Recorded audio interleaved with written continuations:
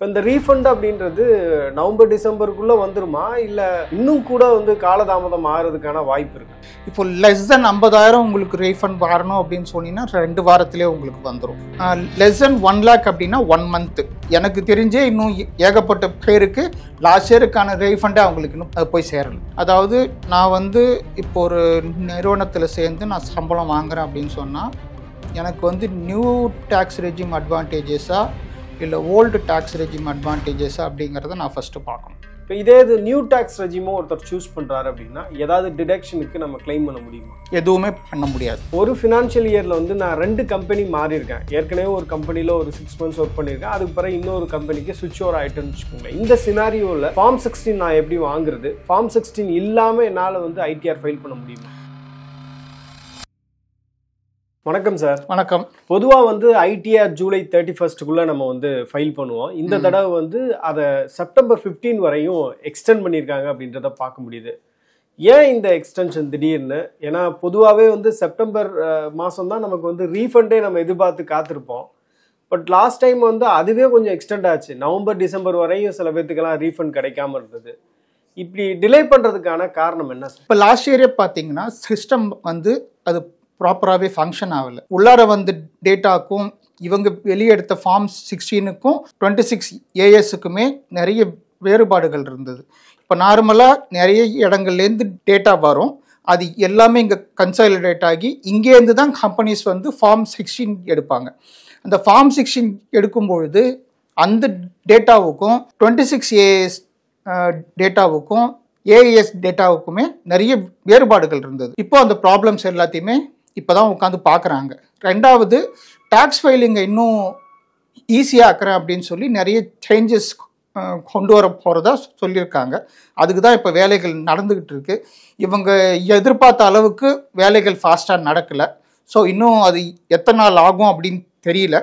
In case அப்படி அந்த new software வர்றதுக்கு லேட் ஆச்சு அப்படின்னு சொன்னால் நாம் வந்து பழைய சாஃப்ட்வேர்லேயே ஃபைல் பண்ண வேண்டியதாக இருக்கும். இப்போ இந்த டேக்ஸ் ரீஃபண்ட் அப்படின்றது தான் எல்லாருக்கும் இருக்கக்கூடிய எதிர்பார்ப்பு. நம்ம வந்து நிறைய டிடிஎஸ் பிடிச்சிருக்காங்க, நம்மள்ட்ட இன்வெஸ்ட்மெண்ட் இருக்குது, அதே மாதிரி நம்மளுடைய டேக்ஸ் கால்குலேஷன்லாம் பார்த்துட்டு நம்ம வந்து கிளைம் பண்ணுறதுக்கு எலிஜிபிலிட்டி இருக்குது. அப்படின்றப்ப எப்போ நமக்கு ரீஃபண்ட் வரும் அப்படின்ற ஒரு எதிர்பார்ப்புன்றது பொதுவாகவே எல்லார்ட்டையும் இருக்குது. இப்போ இந்த ரீஃபண்ட் அப்படின்றது நவம்பர் டிசம்பருக்குள்ளே வந்துருமா இல்லை இன்னும் கூட வந்து காலதாமதம் ஆகிறதுக்கான வாய்ப்பு இருக்கா? இப்போ லெஸ் தென் 50,000 உங்களுக்கு ரீஃபண்ட் வரணும் அப்படின்னு சொன்னீங்கன்னா 2 வாரத்திலே உங்களுக்கு வந்துடும். லெஸ் தென் 1 lakh அப்படின்னா 1 month.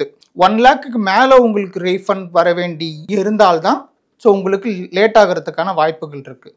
ஏன்னா 1 lakhக்கு மேலேன்னா அது ஏற்ற மாதிரி அப்ரூவல் லெவல்ஸ் அதிகம். ரெண்டாவது மல்டிபிள் செக்கிங்ஸ் எல்லாம் பண்ணுவாங்க. இது எல்லாமே சிஸ்டம் லெவலில் பண்ணி எல்லாமே ஃபைனலைஸ் ஆன பிறகு தான் அது நடக்கும். இதுக்கு மூணாவது இதெல்லாம் தாண்டி கவர்மெண்ட்டுக்கிட்ட ஃபண்ட்ஸ் இருக்கணும் ரீஃபண்டை வந்து பே பண்ணுறதுக்கு. அந்த ஃபண்ட் இல்லைன்னா இன்னும் லேட் ஆகிறதுக்கான வாய்ப்புகள் இருக்குது. எனக்கு தெரிஞ்சே இன்னும் ஏகப்பட்ட பேருக்கு லாஸ்ட் இயருக்கான ரீஃபண்டே அவங்களுக்கு இன்னும் போய் சேரலை. சார், இப்போ வந்து ஒரு சேலரிடு எம்ப்ளாயி வந்து எப்படி ஐடிஆர் ஃபார்ம் வந்து சூஸ் பண்ணணும்? எந்த ஐடிஆர் ஃபார்மில் வந்து அவர் ஃபைல் பண்ணணும்? ஒரு சேலரிடு எம்ப்ளாயி ஒரு சேலரி இன்கம் மட்டும் அவருக்கு இருந்ததுன்னா ITR 1. Salary plus capital gains, அதாவது ஸ்டாக்கு வாங்கி விற்றோ இல்லை மியூச்சுவல் ஃபண்டு வாங்கி விற்றோ ஏதாவது சேல் பண்ணி அந்த சேல்னால அவளுக்கு ப்ராஃபிட்டோ லாஸோ வந்திருந்ததுன்னா தென் ITR 2. Salary plus capital gains plus F&O futures and options. அந்த ஃபியூச்சர்ஸ் அண்ட் ஆப்ஷன்ஸில் எதுவும் ப்ராஃபிட்டோ லாஸோ வந்திருந்தா தென் ITR 3. ITR 4 வந்து உங்களுக்கு salary plus capital gains plus F&O plus தனியாக ஒரு சொந்த பிஸ்னஸ் வச்சு அந்த பிஸ்னஸில் நீங்கள் டைரக்டராக இருந்தீங்கன்னா ITR 4 நீங்கள் ஃபைல் பண்ணலாம். இல்லை இந்த 4த்தில் ஏதாவது ஒன்று, அதாவது பிஸ்னஸ் இன்கம் தான் மெயின். அந்த ஃபஸ்ட்டு 3 அதில் ஏதாவது 1 2 3 ப்ளஸ் இந்த பிஸ்னஸ்லேருந்து வருமானம் உங்களுக்கு வந்ததுன்னா தட் கேஸ் ITR 4.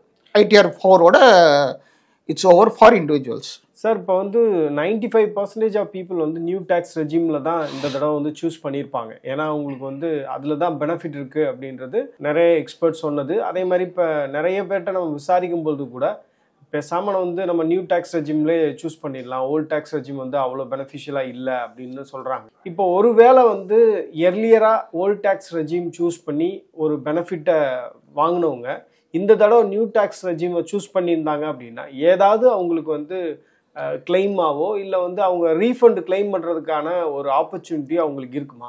இண்டிவிஜுவல்ஸ் பொறுத்த வரைக்கும் எத்தனை முறை வேணாலும் அவங்க நியூ டேக்ஸ் ரெஜிமுக்கும் ஓல்ட் டேக்ஸ் ரெஜிமுக்கும் அவங்க மாற்றி மாற்றி பண்ணிக்கலாம். ஸோ இதில் 2 விஷயம் இருக்குது. அந்த ஃபைனான்ஷியல் இயர் தொடக்கத்தில் உங்கள் நிறுவனத்தில் நீங்கள் வந்து என்ன ரெஜிம் சூஸ் பண்ண போகிறீங்க அப்படிங்கிறத சொல்லுவீங்க. பை டிஃபால்ட் நீங்கள் எதுவுமே சொல்லலை அப்படின்னு சொன்னால் நியூ ரெஜிம் தான் அவங்க எடுத்துப்பாங்க. இப்போது எல்லா நிறுவனங்கள்லேயும் ஒரு ஸ்மால் ஆப்ஷன் ஒன்று கொடுத்துருக்காங்க. உங்கள் சேலரியை வச்சு நீங்கள் எவ்வளோ இன்வெஸ்ட்மெண்ட் பண்ணுவீங்க அப்படிங்கிறதையும் நீங்கள் சொல்லிட்டீங்கன்னா உங்களுடைய ஆஃபீஸ் சிஸ்டமே நியூ டேக்ஸ் ரெஜிம் எவ்வளோ, ஓல்ட் டேக்ஸ் ரெஜிம் எவ்வளோன்னு அதுவே உங்களுக்கு சேலரி எவ்வளோ டேக்ஸ் நீங்கள் கட்டணும் அப்படிங்கிறத சொல்லிடும். ஒன்ஸ் அதை சொன்னதை வச்சு நீங்கள் ஓல்டோ இல்லை நியூவோ நீங்கள் செலக்ட் பண்ணிக்கலாம். அப்போ நீங்கள் இந்த ஃபைனான்ஷியல் இயர் ஸ்டார்டிங்கில் நீங்கள் செலக்ட் பண்ணுறத அந்த வருஷத்துக்கு நடுவில் உங்களால் மாற்ற முடியாது. இதுக்கப்புறம் உங்களுக்கு ஃபார்ம் 16 வந்து அந்த வருஷத்துக்கான டேக்ஸ் நீங்கள் ஃபைல் பண்ணும்போது தான் ஓகே மறுபடியும் நீங்கள் ஒரு கால்குலேஷன் பண்ணி பார்ப்பீங்க. இந்த இன்வெஸ்ட்மெண்ட்டெல்லாம் அதிகமாக பண்ணியிருக்கேன், இந்த வருஷம் கார் லீஸ் எடுத்திருக்கேன், நடுவில் இந்த வருஷம் ஹோம் லீஸ் எடுத்திருக்கேன், இந்த மாதிரி லீஸிங் எல்லாம் எடுத்தால் கம்பெனியில் எடுத்தால் டேக்ஸ் வந்து நிறைய கம்மியாகும் அப்படிங்கிறத சொல்லிகிட்டு இருக்கோம் நாம். இப்போது நிறைய பேர் வந்து வீட்டு லோன் வாங்கியிருப்பாங்க நடுவில். இப்போ அவங்களால நடுவில் எதையுமே மாற்ற முடியாது. எண்ட் ஆஃப் த இயரில் கம்பேர் பண்ணி பார்க்கும் பொழுது உங்களுக்கு நியூ ரெஜிமோட இந்த எக்ஸம்ஷன்ஸ் எல்லாத்தையும் போட்டால் உங்களுக்கு ஓல்டு ரெஜிம் அட்வான்டேஜஸாக தெரியலாம். அப்போ ஃபைல் பண்ணும்போது உங்களுக்கு எது அட்வான்டேஜோ நீங்கள் தாராளமாக அது நீங்கள் எடுத்துக்கலாம். சார், இப்போ ஒரு சேலரிட் எம்ப்ளாயி இந்த வீடியோ பார்க்கும்போது அவங்களுக்கு தெளிவாக புரிகிற மாதிரியான சில விளக்கங்கள் நான் எதிர்பார்க்குறேன். ஒன்று வந்து இப்போ நம்ம வந்து ஒரு ஃபினான்ஷியல் இயரில் பார்த்தோம் அப்படின்னா நம்ம வந்து கம்பெனி டிடிஎஸ் பிடிக்கிறாங்க, நம்ம வந்து இன்வெஸ்ட்மெண்ட் டிக்ளரேஷன்னு நம்ம வந்து சப்மிட் பண்ணுறோம், அதில் வந்து நம்மளுடைய ரெண்டல் ரெசிப்ட்லேருந்து எல்லாத்தையும் அப்லோட் பண்ணுறோம், நம்ம ஏதாவது இன்வெஸ்ட்மெண்ட் பண்ணியிருந்தாலும் அதை சொல்கிறோம், குறிப்பாக வந்து நம்ம இன்சூரன்ஸ் எடுத்திருந்தாலும் அதை மென்ஷன் பண்ணுறோம், ஸ்கூல் ஃபீஸு குழந்தைகளுக்கு கட்டியிருந்தாலும் அதை மென்ஷன் பண்ணுறோம். இந்த மாதிரி நம்ம ஒரு இன்வெஸ்ட்மெண்ட் டிக்ளரேஷன் வந்து சப்மிட் பண்ணுறோம். அதுக்கு பிறகு வந்து ஃபார்ம் 16 இஷ்யூ பண்ணுறாங்க. அந்த ஃபார்ம் 16 வச்சு நம்ம வந்து ஐடிஆர் ஃபைல் பண்ணுறோம். அதுக்கு பிறகு அதில் நமக்கு வந்து எக்ஸஸாக அவங்க டிடிஎஸ் பிடிச்சிருந்தாங்க அப்படின்னா அதை வந்து நம்ம ரீஃபண்டாக கிளைம் பண்ணுறோம். இது வந்து ஒரு ப்ராசஸாக நடக்குது இல்லை. ஒரு சேலரிட் எம்ப்ளாயி என்னென்ன விஷயங்கள் இதில் முக்கியமாக தெரிஞ்சுக்கணும்? ஃபஸ்ட்டு அவங்க எந்த டேக்ஸ் லேபில் வராங்க அப்படிங்கிறது. அதாவது நான் வந்து இப்போ ஒரு நிறுவனத்தில் சேர்ந்து நான் சம்பளம் வாங்குகிறேன் அப்படின்னு சொன்னால் எனக்கு வந்து நியூ டேக்ஸ் ரெஜிம் அட்வான்டேஜஸா இல்லை ஓல்டு டேக்ஸ் ரெஜிம் அட்வான்டேஜஸா அப்படிங்கிறத நான் ஃபஸ்ட்டு பார்க்கணும். ஸோ நியூ இல்லாட்டி ஓல்டு அதை ஃபஸ்ட்டு பார்க்கணும். இப்போது நியூ ரெஜிம் எடுத்தேன்னா நான் எந்த விதமான எக்ஸம்ஷன்ஸ் பற்றியும் நான் வந்து யோசிக்க வேண்டிய அவசியம் இல்லை, என்பிஎஸ் தவிர்த்து. அதாவது என்பிஎஸ் வந்து உங்கள் நிறுவனமே உங்கள் சம்பளத்துலேருந்து எடுத்து பே பண்ணுற மாதிரி இருக்கும். ஓகே, அந்த மாதிரி பே பண்ணால் பேசிக்லேருந்து 14% உங்களுக்கு டேக்ஸ் எக்ஸம்ஷன் வரும். It's unlimited. ரெண்டாவது, இந்த சைடு வர்றவங்க, ஓல்டு ரெஜிம் சைடு வர்றவங்க எவ்வளோ அவங்களுக்கு எக்ஸம்ஷன்ஸ் கிளைம் பண்ணலாம், 80Cயில் அவங்களுக்கு எவ்வளோ போகும், என்னென்ன செக்ஷன்ஸ் இருக்குது டேக்ஸில், 80C இருக்குது, 80D இருக்குது. ஆல்ரெடி வேலை பார்த்துக்கிட்டு இருக்கவங்களுக்கு ஹையர் ஸ்டடீஸ்க்கு ஏதாவது அவங்க லோன் எடுத்திருக்காங்களா அப்படிங்கிறதையும் பார்க்கணும். அந்த மாதிரி இருந்தாலும் எஜுகேஷன் லோன் அவங்க கிளைம் பண்ணலாம். அப்புறம் கார் லீஸ் எடுத்திருக்காங்களா, இந்த மாதிரி எல்லாத்தையுமே ஒர்க் அவுட் பண்ணி பார்க்கணும். ஃபஸ்ட்டு இது எல்லாத்தையுமே ஒர்க் அவுட் பண்ணி பார்த்த பிறகு எது எனக்கு அட்வான்டேஜஸ் அப்படிங்கிறத அவங்க பார்க்கணும். இந்த கால்குலேஷனில் நியூ ரெஜிம் அட்வான்டேஜஸா இல்லை ஓல்டு ரெஜிம் அட்வான்டேஜஸா அப்படிங்கிறத பார்த்துட்டு அதுக்கேற்ற மாதிரி தே ஹேவ் டு சூஸ். இப்போ எண்ட் ஆஃப் த இயரில் ஏதாவது மாறுபாடு நடக்குமா அப்படிங்கிறதையும் அவங்க பார்க்கணும். அந்த மாதிரி பார்த்துட்டு வருஷ ஸ்டார்டிங்கில் ஏதோ ஒரு ரெஜிம் அவங்க சூஸ் பண்ணியிருந்தாங்கன்னு வச்சுக்கோங்க. அதே மாதிரி வருஷ முடிவில் அவங்க என்ன சூஸ் பண்ணாங்களோ அதுக்கு ஆப்போசிட்டாக வேற ஒரு ரெஜிம் அவங்களுக்கு அட்வான்டேஜஸாக இருக்குது அப்படின்னு சொன்னால் அவங்க நிறைய டேக்ஸ் வந்து நார்மலை விட நிறைய பே பண்ணிட்டாங்கன்னு அர்த்தம். ஸோ அவங்களுக்கு ரீஃபண்டுக்கான சான்சஸ் ஆர் தேர்.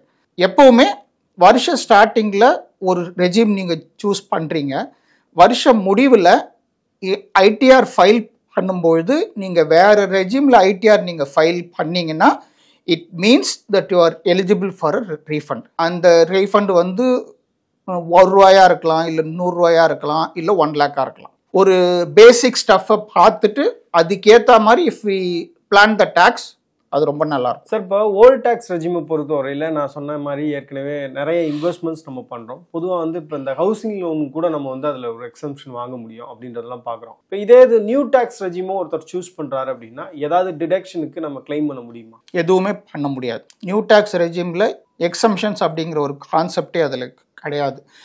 என்பிஎஸ் மட்டும் எதுக்காக எக்ஸம்ட் பண்ணுறாங்க அப்படின்னு பார்த்தோம்னா, அந்த என்பிஎஸ் உங்கள் சேலரி ஸ்லிப்லேயே வராது. உங்கள் சேலரி ஸ்லிப்புக்கு வர்றதுக்கு முன்னாடியே அது போயிடும்.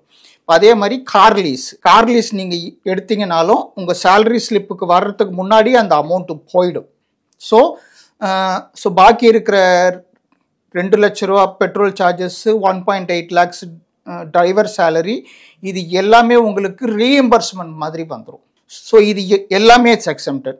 இப்போது நிறைய பேர் வீட்டு வாடகை வந்து லீஸ் மாதிரி போட்டிருப்பாங்க. அதாவது கம்பெனியே டைரெக்டாக ரெண்டல் வந்து அவங்களுக்கு பே பண்ணுற மாதிரி ஹவுஸ் ஓனருக்கு. இதை வந்து நிறைய ஓனர்ஸ் இதை அக்செப்ட் பண்ணிக்க மாட்டாங்க. ஏன்னா பேன் நம்பர் மேண்டேட்ரியாக தரணும், டிடிஎஸ் பிடிச்சிப்பாங்க கம்பெனினா, இந்த மாதிரி நிறைய சிக்கல்கள் இருக்குது. இதெல்லாம் இல்லாமல் வீடும் அவங்க லீஸில் எடுத்துருந்தாங்கன்னா இதெல்லாம் உங்களுக்கு சேலரி ஸ்லிப்பில் வர்றதுக்கு முன்னாடியே அது கால்குலேட் ஆகிடும். ஸோ உங்களுக்கு சேலரி ஸ்லிப்பில் என்ன அமௌண்ட் பேலன்ஸ் வருதோ அதுக்கு மட்டும்தான் வித்தவுட் எனி எக்ஸம்ஷன்ஸ் நீங்கள் வந்து டேக்ஸ் பே பண்ண வேண்டியிருக்கும். இதுதான் அந்த நியூ ரெஜிமுக்கான டாக்ஸ் எக்ஸம்ஷன்ஸ். ஒரு ஃபினான்ஷியல் இயரில் வந்து நான் 2 கம்பெனி மாறி இருக்கேன். ஏற்கனவே ஒரு கம்பெனியில் ஒரு 6 months ஒர்க் பண்ணியிருக்கேன். அதுக்கு பிறகு இன்னொரு கம்பெனிக்கு சுவிட்ச் ஓவர் ஆகிட்டுன்னு வச்சுக்கோங்களேன். இந்த சினாரியோவில் ஃபார்ம் 16 நான் எப்படி வாங்குறது? ஃபார்ம் 16 இல்லாமல் என்னால் வந்து ஐடிஆர் ஃபைல் பண்ண முடியுமா? எல்லா நிறுவனங்கள்லையும் யார் வேலையை விட்டு போகிறாங்களோ அந்த வேலையை விட்டு போகிறவங்களுக்குன்னு தனியாக ஒரு வெப்சைட் மாதிரியோ இல்லாட்டி அவங்க மெயில் ஐடிக்கோ டைரெக்டாக ஃபார்ம் 16 அனுப்பிச்சிருவாங்க.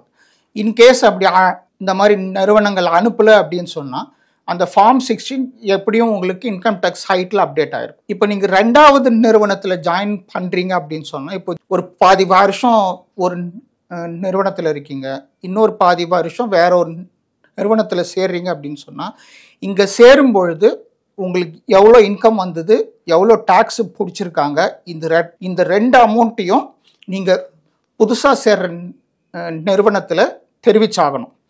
அப்படி செஞ்சாதான் நாளைக்கு நீங்கள் ஐடிஆர் ஃபைல் பண்ணும்போது உங்கள் கையிலேருந்து காசு போகாமல் இருக்கும். நீங்கள் அப்படி செய்யலை அப்படின்னு சொன்னால் இங்கேயும் ஏடிசி கணக்காயிருக்கும், இங்கேயும் ஏடிசி கணக்காயிருக்கும். பட் நீங்கள் ஃபைனலாக அங்கே போடும்போது ஏடிசி வந்து 1.5 lakhs தான். பட் இங்கே எக்ஸம்ஷன் 3 lakhs வாங்கியிருப்பீங்க. அதே மாதிரி ஹெல்த் இன்சூரன்ஸாக இருக்கட்டும், இல்லை வேறு ஏதாவது இருக்கட்டும், இந்த மாதிரி எல்லாமே சேர்ந்து வரும்பொழுது நீங்கள் டேக்ஸ் ஃபைல் பண்ணும்பொழுது உங்கள் கையிலேருந்து காசு போகிற மாதிரி இருக்கும். ஸோ வேற ஒரு நிறுவனத்தில் சேரும் பொழுது இதுக்கு முன்னாடி இதுக்கு முன்னாடி நீங்கள் வேலை பார்த்த நிறுவனத்தில் எவ்வளோ சம்பளம் வாங்கினீங்க, எவ்வளோ டேக்ஸ் கட்டினீங்க, இது 2த்தையும் சொல்லிடணும். இன்கேஸ் அப்படி ஃபார்ம் 16 உங்களுக்கு வரலனாலும் நீங்கள் இன்கம் டேக்ஸ் சைட்டில் லாகின் பண்ணி பார்த்தீங்கன்னா நிறுவனத்தோட டீட்டெயில்ஸும் அதில் கண்டிப்பாக இருக்கும். எவ்வளோ சேலரி நீங்கள் வாங்கியிருக்கீங்க, எவ்வளோ இன்கம் டேக்ஸ் நீங்கள் கட்டியிருக்கீங்க அப்படின்றத அவங்க ஆல்ரெடி போட்டிருப்பாங்க அதில்.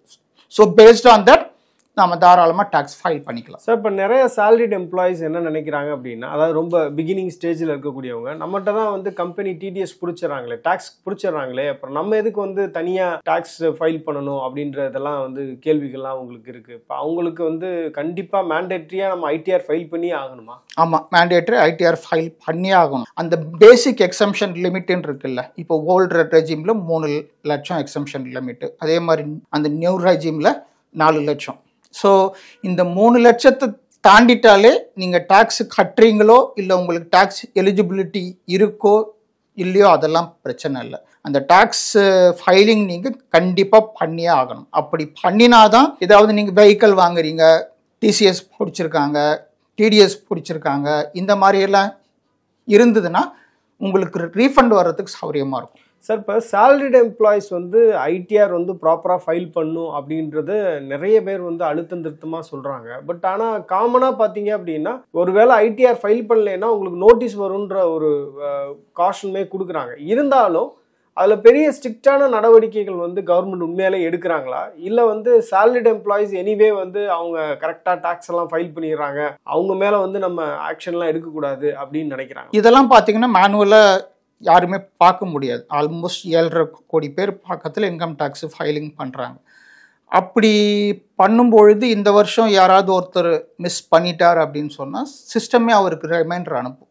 அவர் டேக்ஸ் ஃபைல் பண்ணுற வரைக்கும் இந்த ரிமைண்டர்ஸ் போய்கிட்டே இருக்கும். அதாவது அந்த டேக்ஸ் பே பண்ணுறவர்கிட்டேருந்து டேக்ஸ் வர்ற மாதிரி இருந்து, அதாவது கவர்மெண்ட்டுக்கு அவர் டேக்ஸ் கட்டுற மாதிரி ஒரு நிலைமை வந்து அவர் கட்டாமல் விட்டால் அதுக்கேற்ற மாதிரி ஃபைன் இருக்கும். வருஷத்துக்கு 18% வட்டி.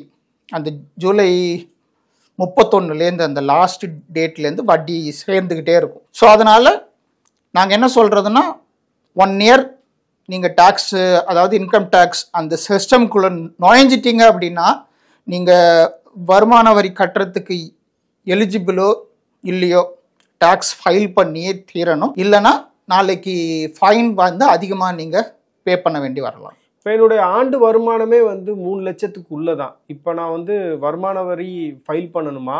ஏன்னா எனக்கு எக்ஸம்ஷன் இருக்குது. இப்போ எக்ஸம்ஷன் இருக்கும்போது நான் ஃபைல் பண்ணி அதை வந்து கவர்மெண்ட்டுக்கு தெரியப்படுத்தணுமா? அது மாதிரி நான் ஐடிஆர் ஃபைல் பண்ணியிருக்கேன் அப்படின்றத தெரியப்படுத்தணுமா? அது மேண்டேட்ரியா? இல்லை, ஓல்டு ரெஜிம் பார்த்தீங்கன்னா அப் டு 3 லட்சம் 0 டேக்ஸ். அதனால் நீங்கள் டேக்ஸ் கட்ட வேண்டிய அவசியமே இல்லை. அதே மாதிரி நியூ ரெஜிமில் up to 4 lakhs there is no tax.